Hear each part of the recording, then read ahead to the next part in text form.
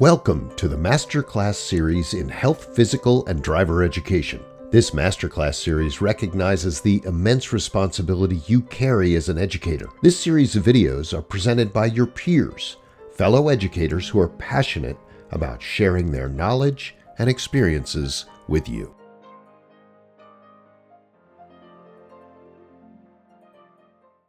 All right, so talking about data tools and how we can use them with SEIAs, I think the very first thing I would say is they need to be trained on how to use data collection tools. You cannot just hand them a document and expect them to collect data. And the big thing to remember is that they are not the PE teacher. So like Liz said earlier, they don't understand all of the skill cues and the ins and outs of the objectives of the curriculum. So it is important that we are training them. And then as goals change or objectives are met, we take those off of the data sheet or we cross them off so that they understand, exactly what you're doing so they can replicate that and our data is valid. So we have a few examples of ways to use data sheets and a couple simple ones that we've created along the way. One is using Google Forms. So this is a sample goal for a student, and on the Google form, if I printed this and laminated it, I would also have a QR code on it. So they could scan the QR code. A lot of our PE teachers have iPads, so the SEIA could use the iPad for putting data in. We do also allow people to use phones, but I know we don't want them to be out a lot in class, but usually the phones come out if we're outside on the field. And really simple, just hitting the number of times that they were successful with this and any notes that might need to be added. And at the bottom, we always leave a comments area.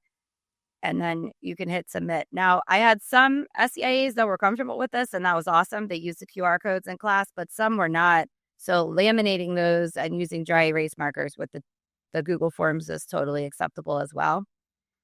This one is a little bit more wordy, but it's just a matter of them writing the date across the top and the number of seconds.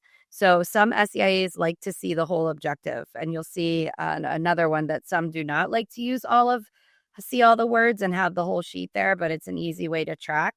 So I would print these off as paper copies and have them available, and assigning different colors to each student helps as well. This is an example of Zach's data sheet. It's very simplified, and it also has a QR code. So if somebody's comfortable submitting, that's great. These could be laminated or they could just be paper copies. But again, they're focusing on blocking or trapping using a playground ball. It's bounced, it's 10 feet away, and they would write the data in there. So this SEIA really struggled when all of the words were on the document. So I had to really focus on what it was I was looking for and what I needed her to track. So we also did modeling. Obviously, I was the one showing her how to collect that data and have her use that sheet once she finally got comfortable with it. Liz, you want to talk about the chart on here? Yeah. So this is one that we recently made. This is a half sheet. On the other side, it had the look for. So the chart itself is pretty simple. On the other side, though, it was giving those critical elements, the skill cues the student was doing. It was giving examples of what time during a PE class data could be collected. If it was a whole group game, we were very specific on the other side, saying what kind of games could be used. If it was a skill or manipulative opportunity, it could be during warm-up activities, it could be during stations, or it could have been during whole group games. So we took these and they were printed out. There'd be 5 columns, so for a whole week in the SEIA. And even at this level, this was used in a middle school inclusive PE class. The SEIAs, once they were trained on it, they actually had their student peers or their best buddies help collect that data as well. Because they're there, they also understand what the lesson involves, and they were able to work with the students while the SEI was standing there monitoring it. But both of those individuals would be able to then put in the date, write in the activity the student was participating in. This student, a lot at the middle school, is learning how to play offense and defense. So she was trying to play man-to-man or zone. So they were writing that in there. how many times was she able to do it during that whole group game, and then any specific defensive movements. So sliding, backpedaling, big arms, all those types of things. Those are things that we need to know as the PE teacher when we're collecting and summarizing the data to put in the term progress or the annual reports. That information is very important, not just the numbers. The numbers need to have substance. What were those numbers in regards to? And so these types of data collection tools allow us to gather that data quickly and then be able to summarize it when it's needed. Thanks for sharing that. So one of the things we want to make sure that we encourage SEIAs and paras to do is to participate with students, but not necessarily doing all of the activities for them. And I think we probably all have seen fantastic support come into our gyms and do a little bit too much. And we still try to navigate how to have those conversations. You still want them to be supportive and to do their job, but we want to make sure we're promoting independence. I think that's everybody's goal when you attend an IEP meeting and you hear parents talk, looking big picture. We need to promote some independence when we can, when it's appropriate. So looking for ways to promote that independence, visuals are a great way to help students kind of look at something. You could read whatever the words are and then give them that visual to help them understand what to do by themselves. Also, encouraging peers to step in sometimes. So a lot of times we see peers just watching the SEIA working with the student, but let's instead have the peer come in and then the SEIA take a step back and then watch them and support them as they're doing a skill or playing in an activity. So sometimes we need to have conversations ahead of time with some of the peers, and Liz and I have done that in our county at various schools, depending on the specialized program. And we want to make sure that they can ask us questions and they can feel comfortable supporting students with adaptive PE needs in the gym. So we've given them visuals on the rings, again, like I talked about, and we've also provided support ourselves by going in there and helping those peers start to have those conversations with each other. And we want to make sure that we see students participating in whole group and small group activities. A lot of times, that's when students that Liz and I support pull to the back. They go to the corner, they hide in the bathroom. We've seen a lot of different things. So as we're supporting the SEIA and the student, what are ways that we could have the SEIA support the student to go back into an activity? Could we go up there and take them by the hand and walk them in? We sure could. But I think thinking about strategies we could give the SEIAs to facilitate that themselves, because again, we're still focused on the whole class in there. So maybe saying, could you see if she could do 5 repetitions in the game and then take a break? And like Liz said, we always want them to come back in, even if sometimes it might seem a little bit overwhelming or balls flying around the gym is a little bit too much for them to come in and join the game. We just have to make sure we're careful and we're cautious there.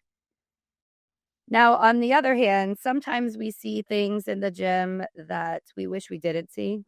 So, Liz, you want to share something that you really just wish you never saw in the gyms? There's quite a few, but for the sake of this group, some of the things that I saw, one when I was teaching, is the clickety-clack of high heels coming into my gym.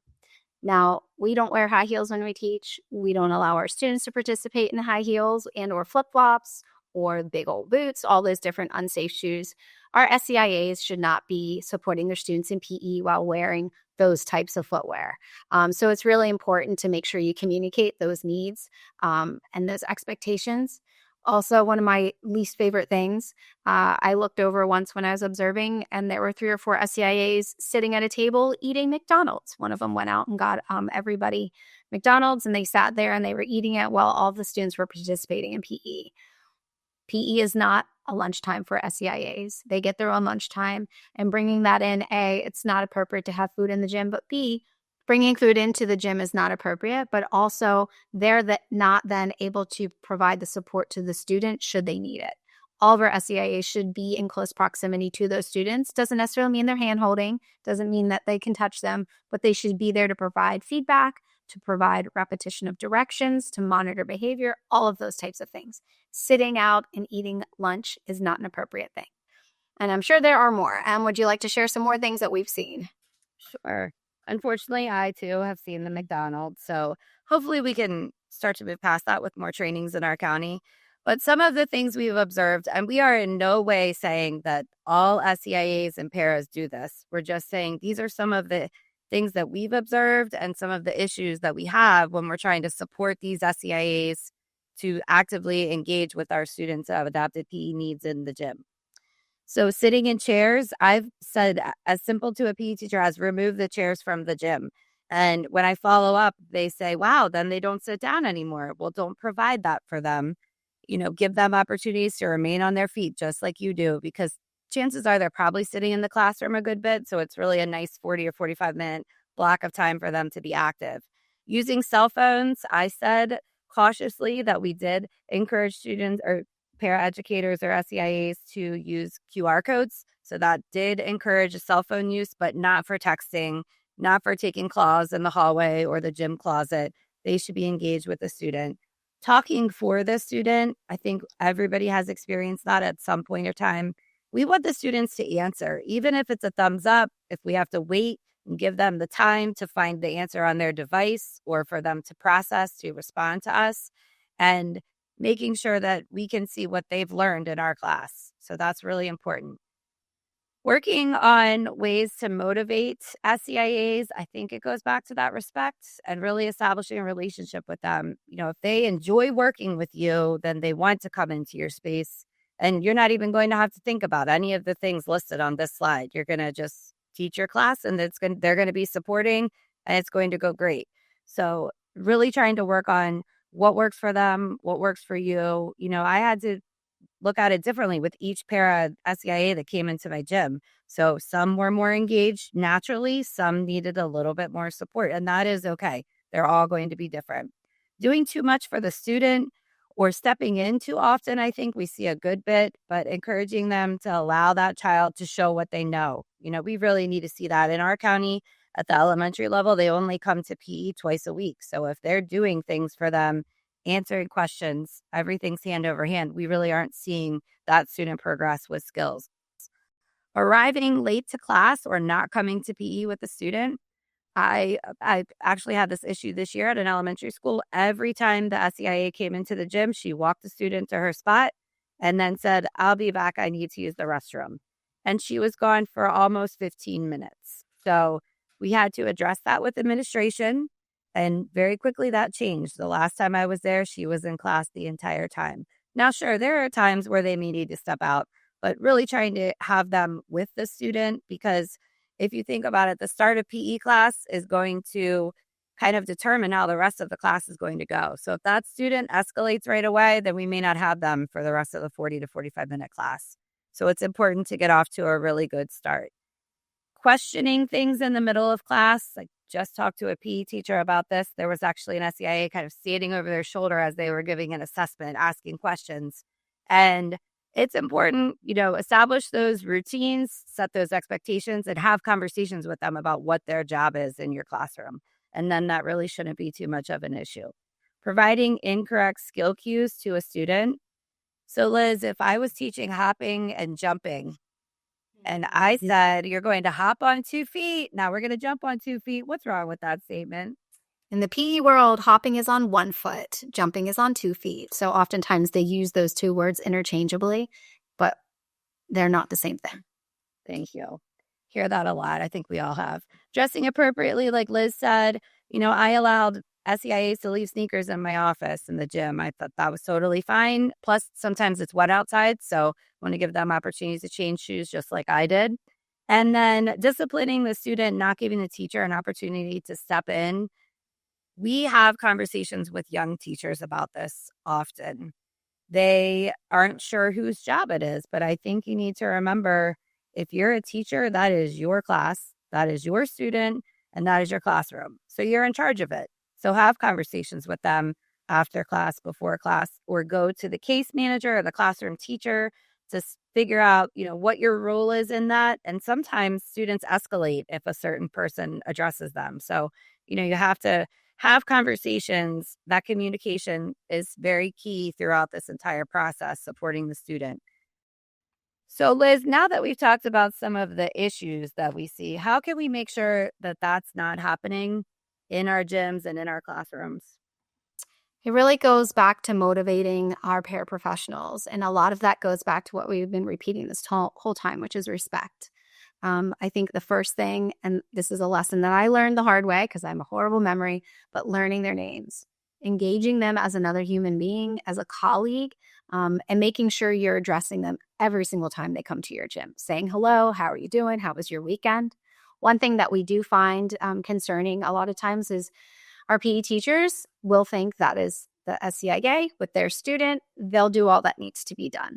But we, as the teacher of record, as a phys ed teacher, they're our students. So we need to make sure that we are addressing not only the SCIA, but the student, that we as the educator are providing directions directly to the student with the SCIA there so they can hear it. When you ensure that that SCIA and that student is fully engaged in your class by where they're sitting, giving directions, providing equal feedback, checking in on them, letting them know that it's not just them, themselves, but them and their student as a part of the class is super, super important. When they leave you every day, thank them for helping. Say, I'll see you next week. I hope you have a great week, however it might be. Some teachers put name tags in or put the staff members who are in the gym. Usually it's just the PE teachers, but if you have SCIAs who are coming, put their face up there, put their picture and their name. So all students can learn that they are part of the program. It's in a different way that the PE teachers, but they are respected for being an integral part of the success of the students when they come to the gym. As Emily said, allow them to keep sneakers in your office. If you're at a secondary level, give them a locker. So if they need to change when they come to you, especially if it's wet or if it's cold, things like that, gives them an opportunity to feel welcomed and a part of your program and in your area. If you do acknowledgments, if you do shout outs, if you do newsletters that go home to parents or to the staff, include them in that. Make sure that they know that they are part of your program and the success, and they are there for the student, but they're there in the whole global aspect of your program. It goes a long way saying thank you and recognizing them in those ways. And then if you have an opportunity, if you find out that your personality matches theirs and you get to know them outside of PE in school, make them one of your friends. We don't expect you to get along and to have relationships closely and outside of school with all of your SEAs, but sometimes you do. And as Emily has shared multiple times, some of her SEIAs are her best friends, and she still is with them even though she's not in the school-based situation anymore. Emily, what would you say out of these motivational strategies has been the most helpful in your ability to get SEIAs motivated to participate in your class? I think learning their names and addressing them appropriately. I always made sure to thank them, greet them when they came into the gym, because I think sometimes people just look right past them and think they're just going to support the student. But they're people too. They need to be addressed and welcomed into your space. They do. We've talked about a lot of stuff of how to actively engage paraprofessionals in PE. It's a lot to give and to share. Are there any other ways other than what our PE teachers can do on a daily basis to help engage them and get them comfortable to participate when they come to PE? What do you think? That we can work with them, whether that's during the PE class or maybe an early dismissal day, taking that time to have conversations with them, including other specials team members too, because like I said, there's not people like us in the other areas in our county. So they also need the same support that our PE teachers do many times. A presentation like this could help a PE teacher better understand how they can have conversations with SEIAs, what they could ask them to do versus tell them to do, how they could ask questions about the day, the behaviors, all the sensory items we talked about. So I think it's important to use this presentation or something similar and then flip it over so that you can have that same conversation with the para. So taking out what the PE teacher's role is and think more about them. A lot of times our SEIAs and our paras have professional learning opportunities, and that comes from special ed. So if you think about it, it's going to be geared towards IEP goals, the service that's needed, data collection, using supplementary aids and services, but not as much about what your role is when you leave that regular classroom. How do you support transitions? How do you support in specials and not sit back too much or be too involved? So those trainings or conversations are really helpful for people. Anytime Liz and I have offered to do a training at a school, we like to invite the local schools from the feeder pattern as well. Nobody has ever said, please don't come train our SEIAs. That doesn't happen. We look at schedules in advance. We look at half days for conferences. We have 2-hour early dismissals almost monthly in our county. Those are times where the paras and the SEIAs are in the building doing random jobs, whatever the admin decide that they want them to do. But it's a great time for them to be trained. It really is an opportunity for us to sit down with them. And we also like to hear their questions and their concerns because we learn how to modify our presentations to them based off of the feedback that they're giving us. So actively supporting them in specials is a great way to focus. If you're looking for a presentation to do, start there and really provide the information they need, looking at the supplementary aids, just talking about sitting in close proximity to an adult where they could be in the gym, in the art room, in the music room. And lastly, Liz and I have done a lot of talking at people, but we've also learned that going in and physically modeling the expectations and modeling how to collect data, how to support a student in the gym, that has really helped us build relationships with SEIAs. As she said, we're not in one school all the time. So we see many different people, and we need to be able to have them trust us when we come in and not be afraid of us and put on a performance.